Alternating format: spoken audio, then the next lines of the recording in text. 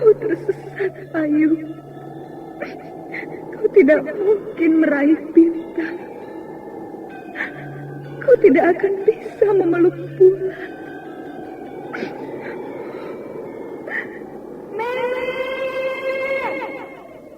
Nenek Rana Runting. Ayu.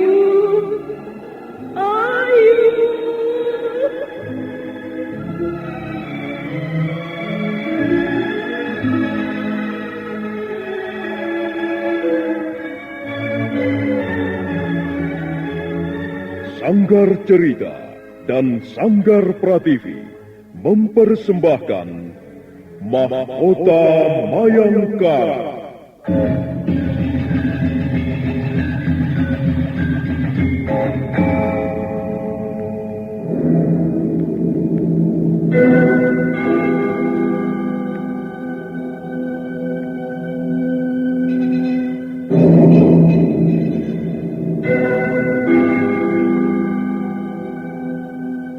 Cerita ini lanjutan dari Tutur Tinular.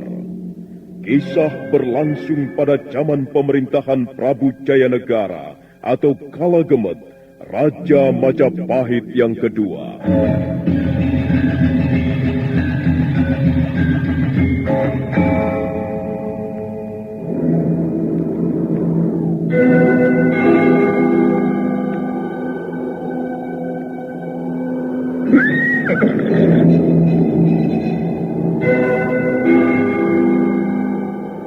Dia bukan lagi Raja Majapahit.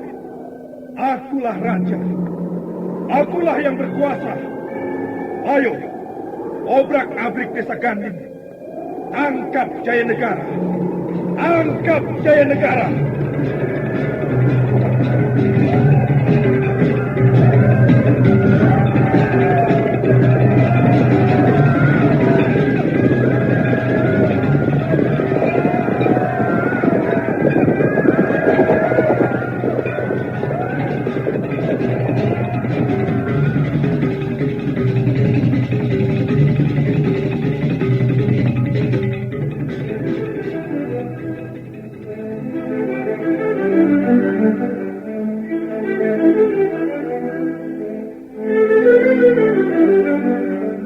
Naskah ditulis dan diolah oleh S. Tijab, hiasan musik dan sutradara C. Ispriyonoka. Kali ini mengetengahkan episode ke-8 dengan judul Mendung Bergulung di Atas Pasuruhan 1.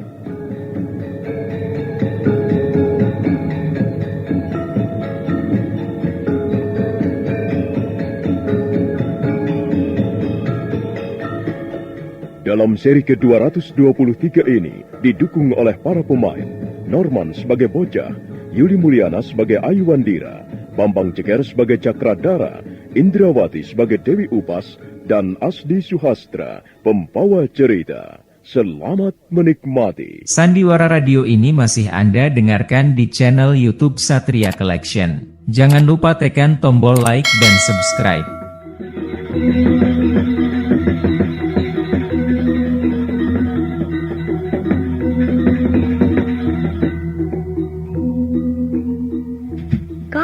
Tidak akan kubiarkan meninggalkan lereng ini dengan selamat. Aku akan membunuh kalian. Kalian berdua. Hei, bocah setan. Kami sudah jauh-jauh datang dari Pasuruan 1. Kami sudah berkuda siang malam untuk sampai ke tempat ini. Dan kami akan kembali dengan membawa apa yang kami cari. Sudahlah, Ayu. Jangan hiraukan dia. Lebih baik kita pergi sekarang. Hai, lihat. Namaku Layang Samba. Aku mempunyai pukulan yang hebat. Kalian ingin membuktikannya? Hiat! Hiat! Hiat! Hiat! Hiat! Hiat! Minggirlah, Tuan Cakradara. Biar saya yang melayani bocah sinting ini. Hati-hati, Ayu. Jangan sampai kau lengah. Mampus kau! Hiat! Hiat! Hiat! Hiat! Hiat! Hiat! Hiat!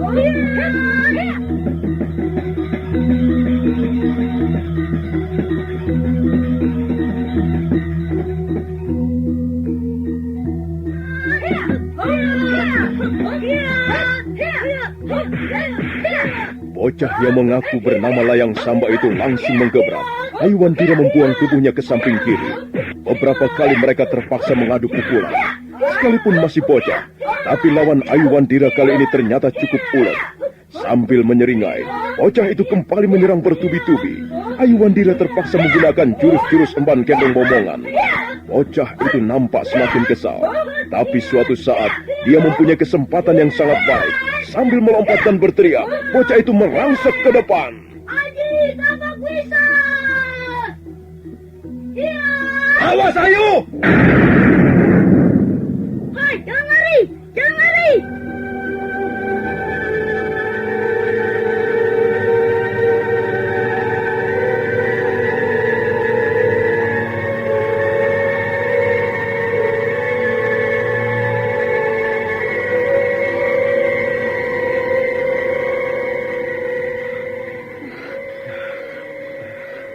Setan! Dia tidak berdusta, Ayu. Dia memang mempunyai pukulan yang dahsyat.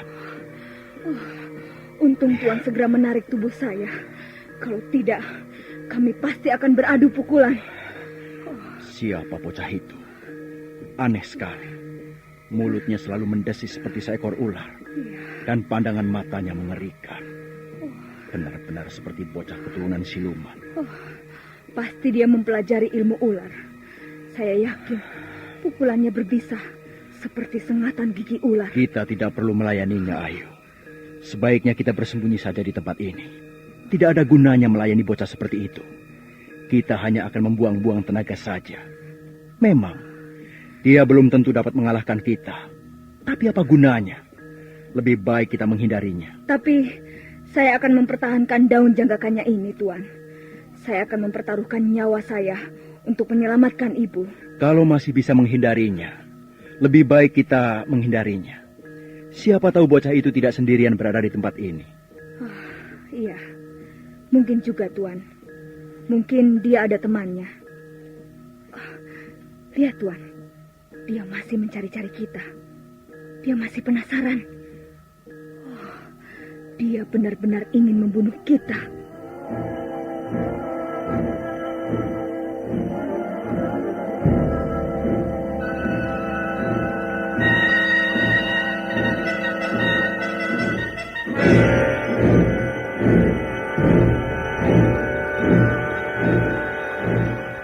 Memang benar, bocah yang bernama Layang Samba itu muncul dari balik pohon-pohon yang gelap. Kepalanya menengok kiri kanan. Nampak dia masih sangat penasaran. Sekali waktu mulutnya mendesis, dan matanya memancarkan pandangan liar. Mata yang licik, mata yang buas seperti sepasang mata seekor ular berbisa. Hai, aku tahu. Kalian belum pergi jauh di tempat ini. Ayo keluar. Keluarlah dari tempat persembunyianmu. Ayo kita bertarung lagi. Aku masih belum puas. Ayo keluar. Ayo kita adu pukulan lagi. Kalian pasti akan mampus. Kalian tidak mungkin dapat mengalahkan Aji Tapakusa. Kalian sudah melihatnya sendiri, bukan? Ayo keluar. Jangan bersembunyi di situ. Lawan aku. Layang Samba. Hei. Jadi kalian tidak mau keluar juga? Kalian pikir aku akan tinggal diam? Tidak. Aku dapat memaksa kalian keluar. Lihatlah. Aku akan mengundang rakyatku. Dan mereka akan bermunculan dari berbagai penjuru. Mereka semuanya adalah ular-ular berbisa. Mereka akan mengeroyok tubuh kalian. Dan kalian akan menjadi mangsa rakyatku. Tubuh kalian akan mengedang dan membiru. Lihatlah.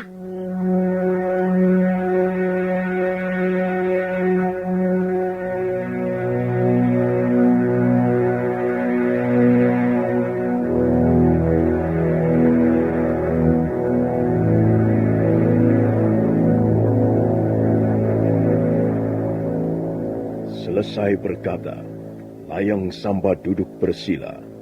Matanya terpejam rapat. Dia duduk di atas sebongkah batu gunung. Mulutnya komat kamit, sementara badannya bergoyang ke kiri dan ke kanan. Suatu saat, lidahnya menculur keluar sambil mendesis-desis. Hai rakyatku, rakyatku bangsa ular di mana saja kalian berada, datanglah kemari. Aku memanggil kalian, layang sambah memanggil kalian. Ular belang, ular sawah, ular berajang, ular sindu Majapahit, jantan dan betina. Kalian semuanya, baik laki-laki ataupun perempuan, yang besar dan yang kecil, datanglah memenuhi panggilan layang samba. Aku membutuhkan pertolongan kalian. Datanglah wahai rakyatku, bangsa ular.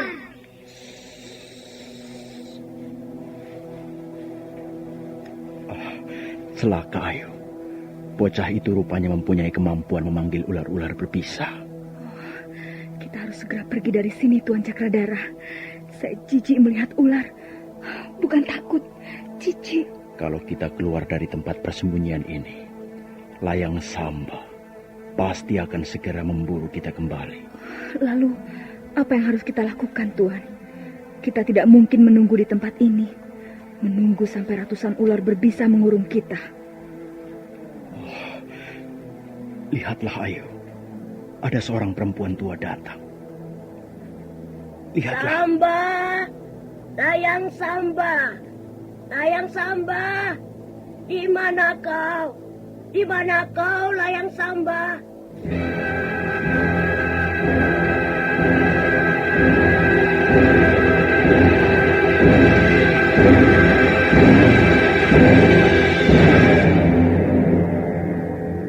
Memang benar, seorang perempuan tua berpakaian seperti dukun sihir muncul dari balik rimbunan semak belukar yang gelap. Rambut perempuan tua itu berkibar tertiup angin. Dia membawa sebatang tongkat. Perlahan-lahan dia mendekati layang samba yang masih duduk bersila di atas sebongkah batu gunung. Apa yang kau lakukan di sini, layang samba? Oh, Nenek Upas? Kau ini memang bocah bandel. Kau keras kepala. Kau membuatku susah saja. Aku mencarimu ke sana kemari. Dan ternyata kau bermain-main di sini. Apa yang kau lakukan? Aku akan memanggil ular-ular berbisa, Nenek Upas. Untuk apa? Biarkan saja mereka hidup di tempatnya masing-masing. Janganlah kau sering-sering memanggil mereka. Mereka juga harus mencari makan dan menghidupi keluarganya. Aku kesal, Nek. Ada 2 orang datang tempat ini untuk mencari daun jagakannya. Lalu sudah kau tangkap mereka? Kami bertarung, Nek. Aku menggunakan aji tapak bisa. Mereka kabur. Mereka tidak berani melawanku. Dan sekarang mereka bersembunyi. Aku harus membunuh mereka, Nek. Aku akan memanggil rakyatku untuk membinasakan mereka. Bocah sinting. Layang samba bocah edan. Satria Collection bawa hiburan dengan gaya yang tak pernah padam.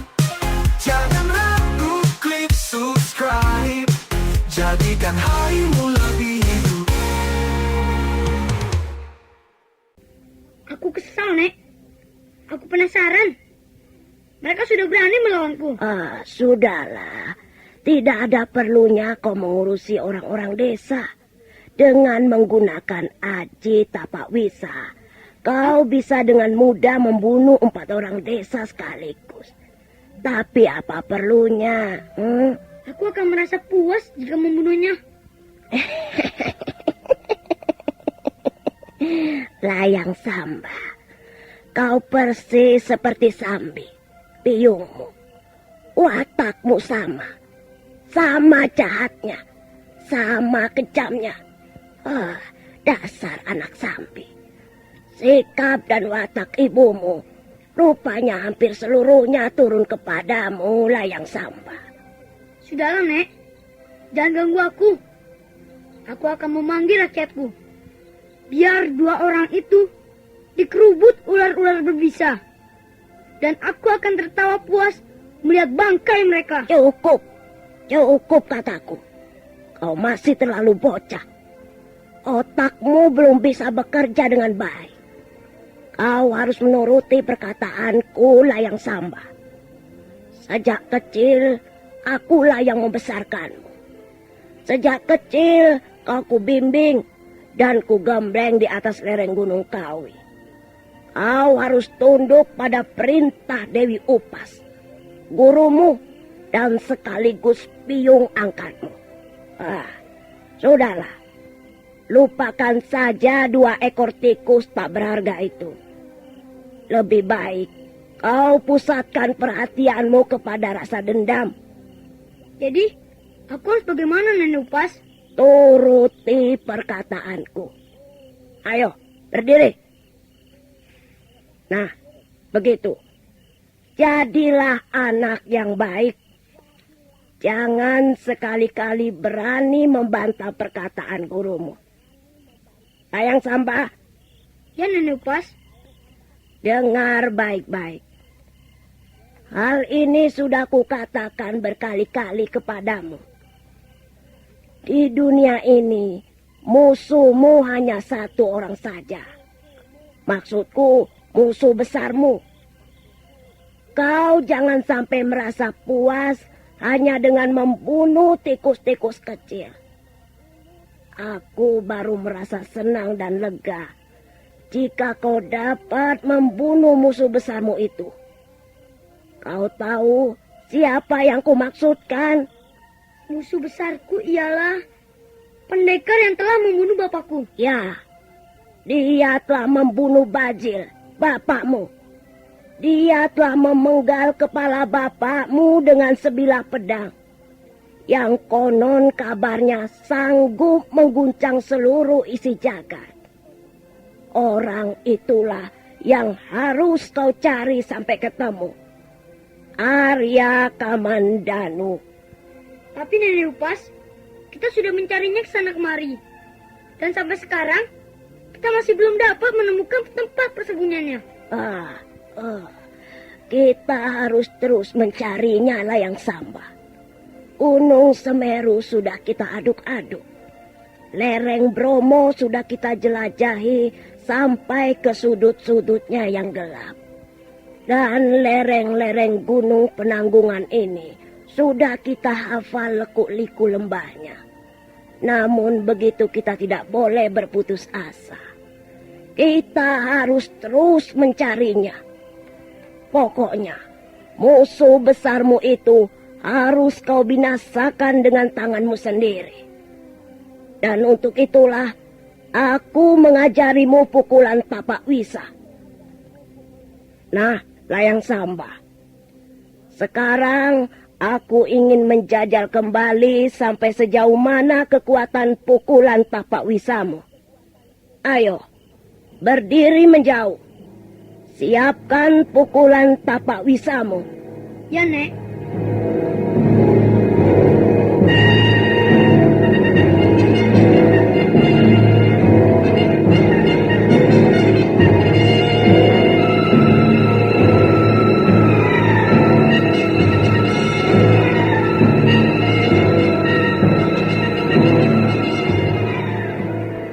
Layang Samba melompat menjauhi perempuan tua yang bernama Dewi Upas.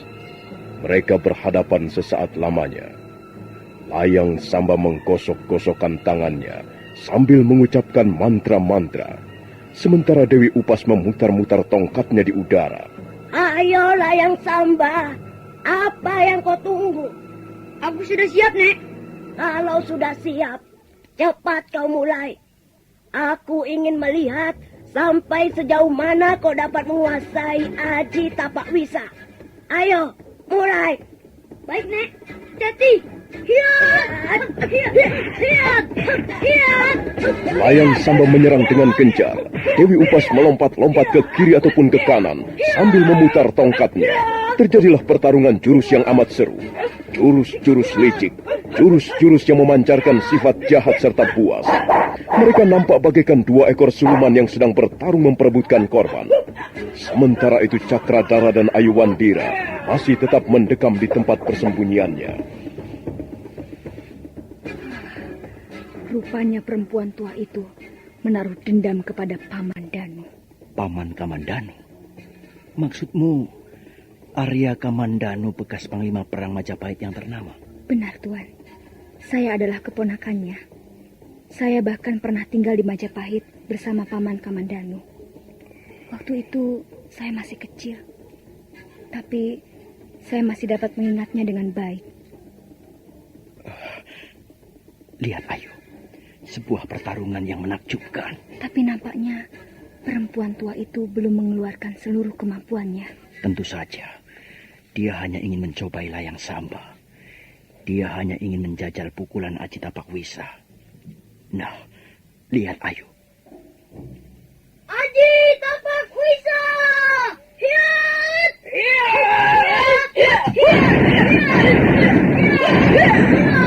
Ayo Layang Samba, pukul sekali lagi. Kau belum mengerahkan seluruh kekuatanmu. Pukul sekali lagi. Baik, Nek. Aji Tapak Wisa!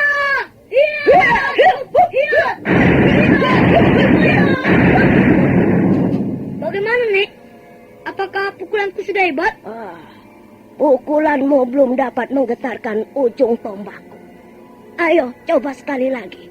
Jangan ragu-ragu. Kerahkan seluruh kekuatanmu. Kalau kau dapat menguasai Aji Tapak Wisa dengan seluruh kekuatanmu, kau bisa dengan mudah membakar sebatang pohon yang besar. Ayo, pukul sekali lagi. Baik, Nek. Aji Tapak Wisa! Hiat! Hiat! Hiat! Hiat!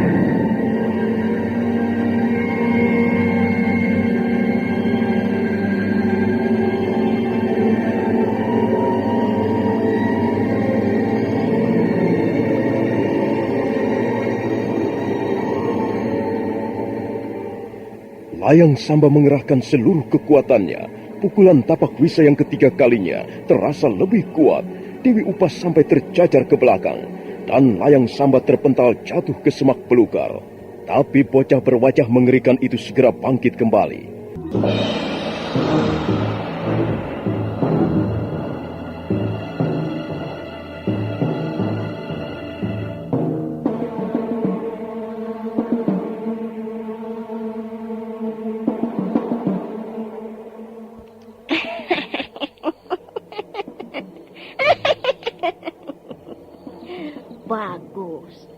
Bagus sekali Layang Samba. Tanganku sakit, Nek. Dadaku juga merasa sakit. Itu adalah pengaruh dari benturan pukulan yang kuat. Tidak usah khawatir. Sebentar lagi kau akan pulih seperti sedia kala.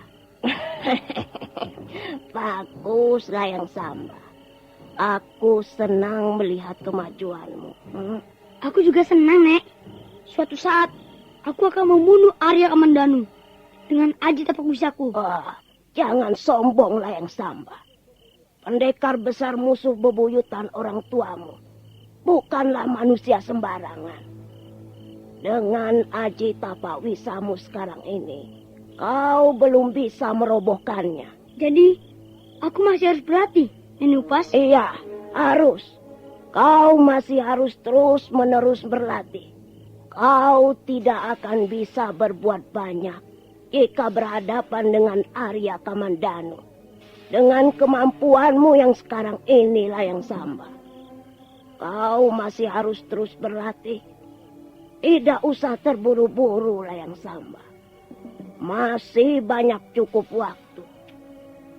Sekarang yang penting, kita harus mengintip. Kita harus terus mencari tempat persembunyian Arya Kamandanu.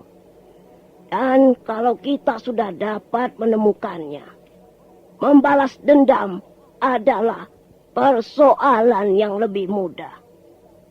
Kalau kau tidak dapat menghadapinya sendirian, aku akan di belakangmu. Sudahlah Layang Samba. Tak ada gunanya kita berlama-lama di sini. Ayo, kita kembali. Lalu, Nek, bagaimana dengan mereka? Maksudmu tikus-tikus kecil itu? Jangan urusi mereka. Yang penting mereka tidak mengganggu kita. Hei, tikus-tikus kecil, cepat pergi dari situ. Kau pikir aku tidak tahu? Ayo pergi. Kalian boleh membawa daun-daunan itu, tapi kalian jangan lagi datang kemari. Kami tidak senang tempat ini disaba orang lain.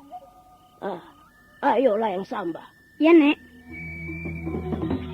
Sandiwara Radio ini masih Anda dengarkan di channel YouTube Satria Collection. Jangan lupa tekan tombol like dan subscribe. Dewi Upas bergegas melangkah diikuti Layang Samba.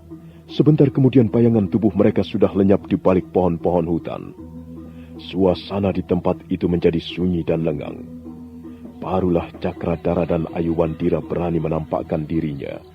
Mereka menyempulkan wajah mereka dari balik rumpun semak belukar yang rimbun. Untung perempuan tua itu tidak bermaksud jahat kepada kita, Ayu. Benar, Tuan. Kalau dia bermaksud jahat, kita akan susah untuk menghindarinya. Bagaimana sekarang? Kita kembali lagi ke Pasuruan 1. Iya, Tuan.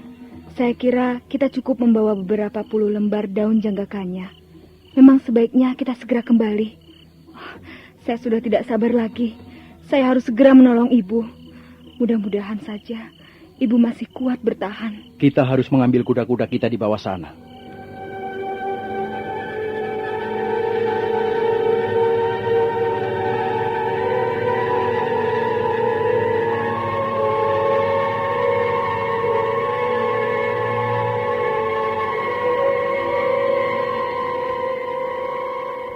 Cakradara dan Ayuwandira meluncur menuruni lereng. Malam bertaburan bintang, kabut masih turun menyapu permukaan tanah. Tak lama kemudian, mereka sudah tiba di bawah pohon rindang, di mana kuda-kuda mereka ditambatkan. Cakradara dan Ayuwandira segera naik ke atas punggung kudanya masing-masing. Mari Tuan Cakradara. Hiya, hiya, hiya.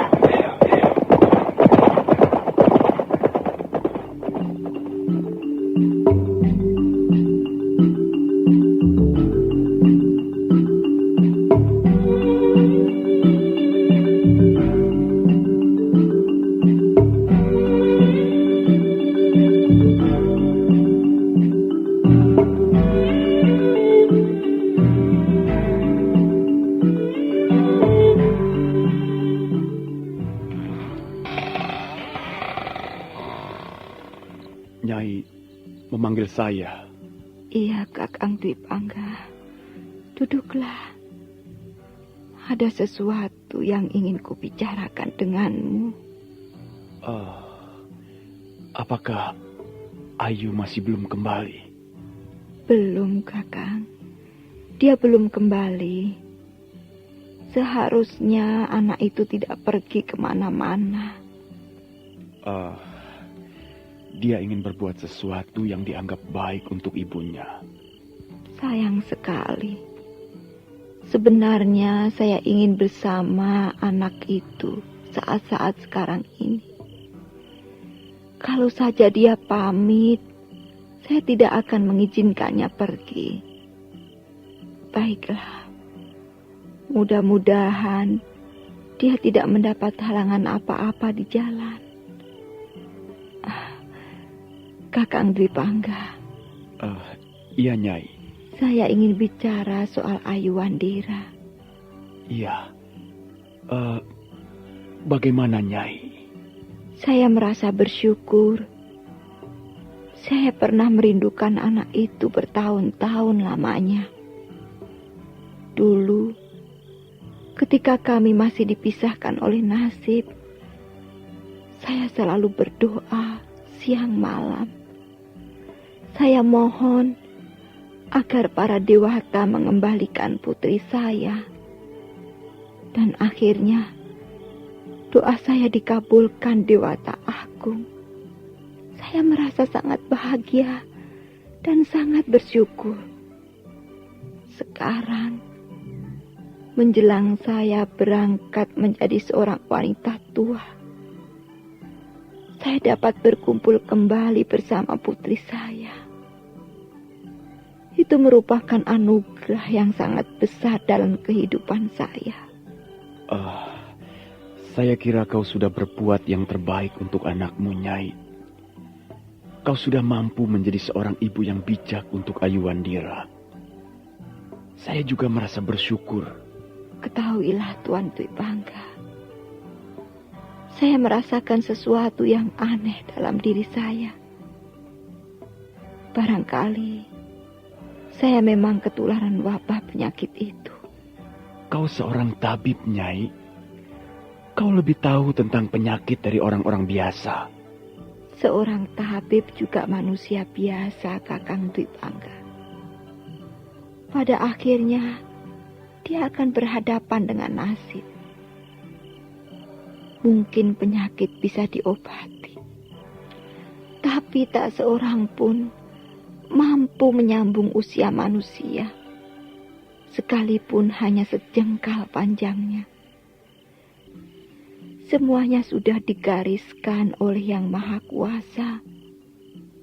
Karena itu, Kakang Dwi Pangga, kalau memang usia saya tidak dipanjangkan lagi, kalau memang saya harus menghadapi Dewata Agung, hanya satu yang ingin saya pesankan kepada Tuan. Jangan begitu, Nyai. Jangan mendahului kehendak para dewa. Itu tidak baik. Saya tahu, Kakang. Mendahului kehendak para dewa memang tidak bijaksana. Tapi saya tahu, saya dapat merasakan apa yang sedang berlangsung dalam diri saya. Kadangkala, pandangan mata saya menjadi gelap. Perut saya menjadi sakit dan mengeras. Saya yakin wabah penyakit itu sudah bersarang di tubuh saya. Tuan Dwi Pangga, Ayu Wandira adalah anak saya satu-satunya. Dan bagaimanapun juga, Kakang Dwi Pangga adalah ayah kandungnya. Ini merupakan suatu kenyataan yang tidak bisa disangkal lagi. Darah Tuan mengalir di tubuh anak itu.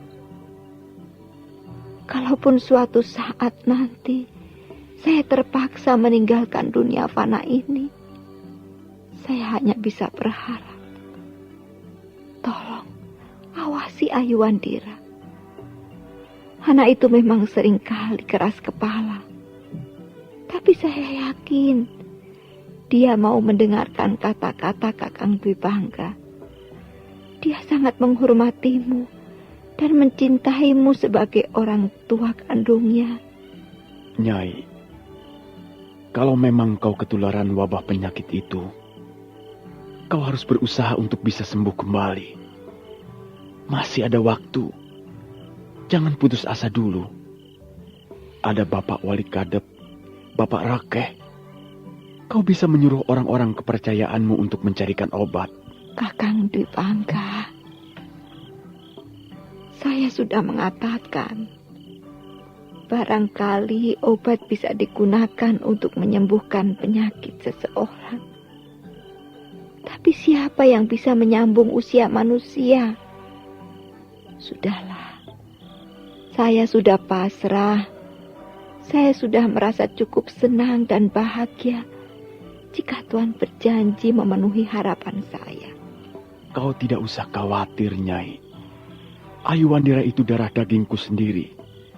Tentu saja aku akan berbuat sesuatu yang terbaik untuk masa depan anak itu. Kau tidak usah khawatir. Terima kasih. Terima kasih atas pernyataan Kakang Dwi Pangga. Sekarang, tinggalkanlah saya sendirian. Nyai, apakah memang benar daun janggakanya merupakan ramuan obat yang ampuh melawan wabah penyakit menular itu? Mungkin saya belum tahu pasti. Sudahlah Kakang, jangan bicara soal itu lagi. Tidak ada gunanya. Lebih baik kau segera memusatkan perhatianmu kepada Ayu Wandira. Kalau begitu baiklah, Nyai. Saya akan kembali ke ruangan belakang. Silakan Kakang. Saya juga ingin istirahat. Sandiwara Radio ini masih Anda dengarkan di channel YouTube Satria Collection. Jangan lupa tekan tombol like dan subscribe. Arya Dwi Pangga melangkah perlahan-lahan meninggalkan ruangan bilik Meisin. Wajahnya membayangkan kesedihan. Sementara itu, Meisin tetap terbaring di atas ranjang. Air matanya meleleh keluar, dan dia tidak menyeka air mata itu, melainkan membiarkannya membasahi pipinya yang pucat. Dewata aku. Sang Yang Widiwasa. Sang Maha Pencipta semesta raya. Kaulah yang menguasai nasib manusia sepenuhnya. Kaulah yang memutar roda kehidupan ini. Kaulah yang memancarkan terang dari segala penjuru. Dengarkanlah permohonan hamba-Mu yang lemah, yang tidak berdaya ini. Lindungilah Ayu Wandira putriku. Berikanlah ketabahan serta pikiran yang terang. Biarkanlah dia hidup dan menemukan kebahagiaannya sendiri. Biarkanlah aku yang menjalani segala duka nestapa. Tapi janganlah kau tularkan penderitaanku kepada putriku. Dewata aku. Barangkali kau tidak mengabulkan permohonanku ini. Tapi aku percaya kemurahan hatimu, kebesaran namamu, dan kasih sayangmu yang melimpah ruah kepada manusia sepanjang segala zaman.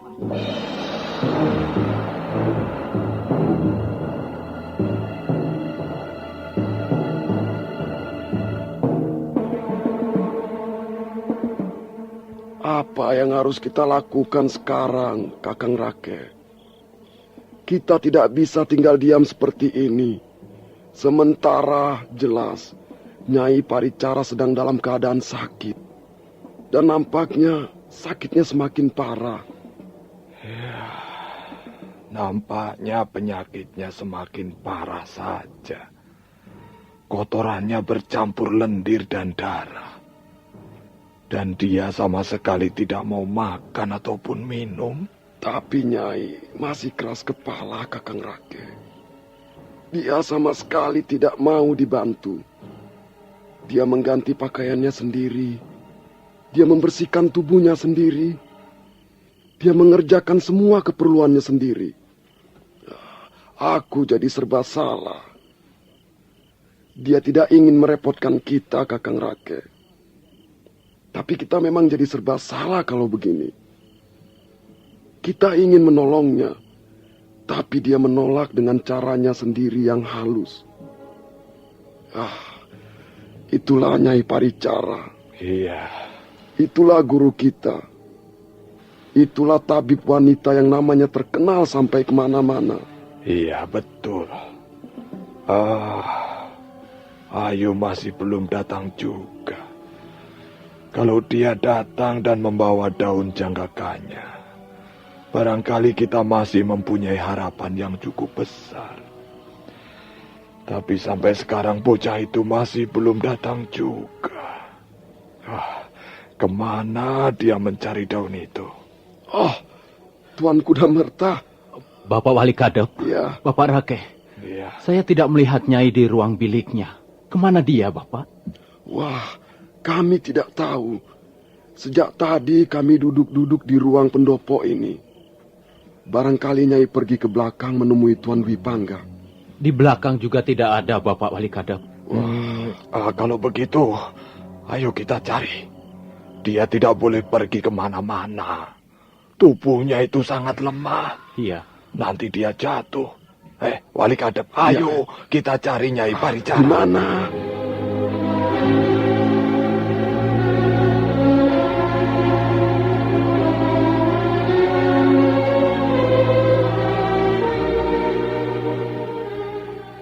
Wali Kadep, Rakeh Pamintihan dan Kuda Merta buru-buru mencari Maisin. Mereka mencari di halaman samping. Kuda Merta mencari di halaman belakang. Mereka menjadi cemas karena tiba-tiba Nyai Paricara seperti lenyap begitu saja. Pada saat itulah, Rakeh Pamintihan berlari-lari kecil menemui Kuda Merta dan Wali Kadep. Wali Kadep, Ya, Nyai ada di sana. di mana? Nyai sedang duduk-duduk sendirian di depan kuburan Bapak Wong.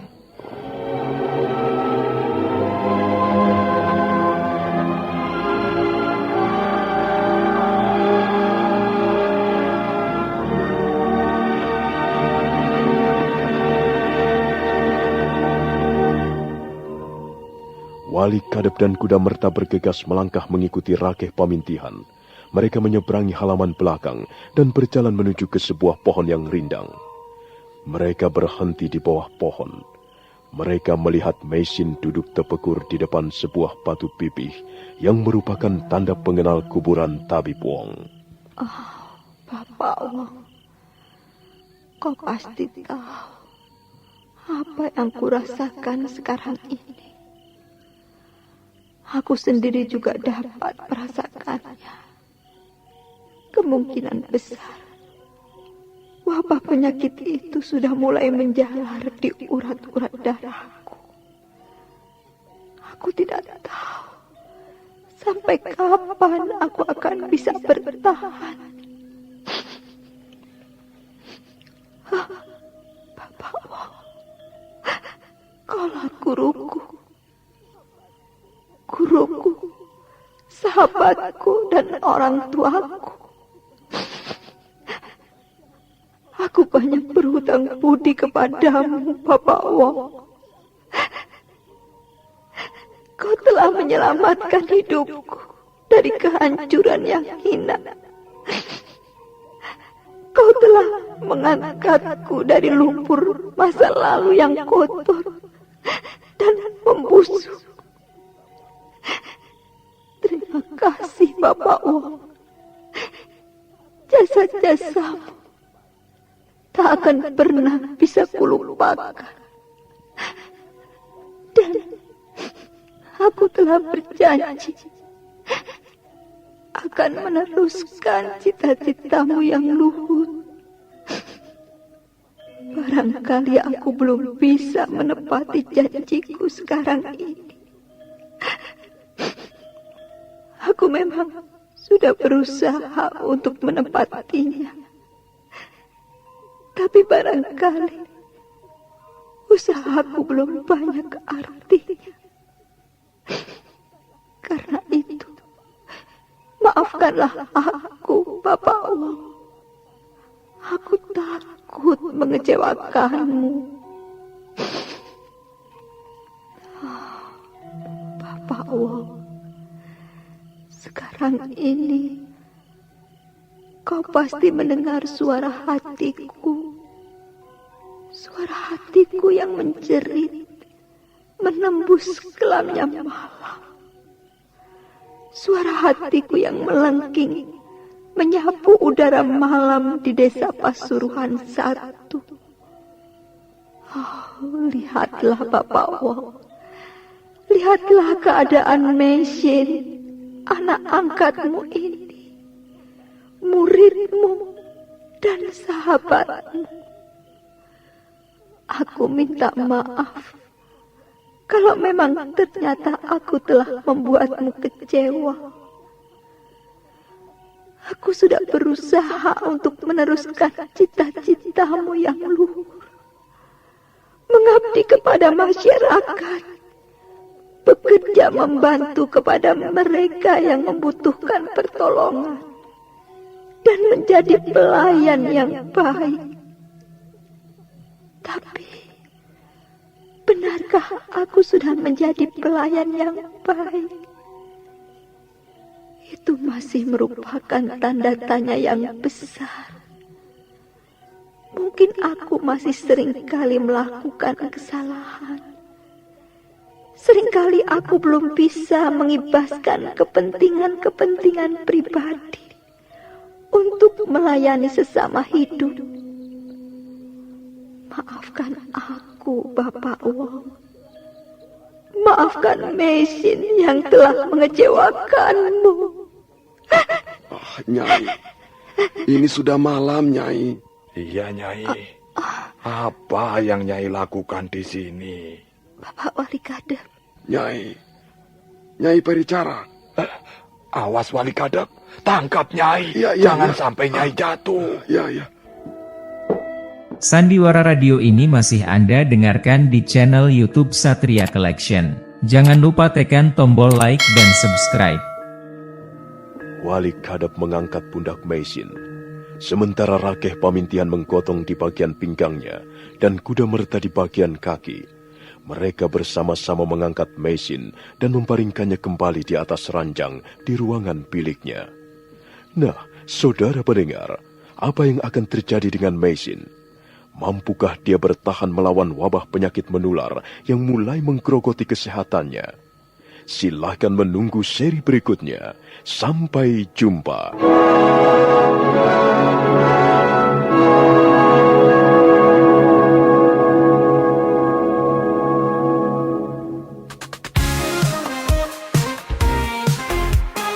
Satria Collection bawa hiburan dengan gaya yang tak pernah padam.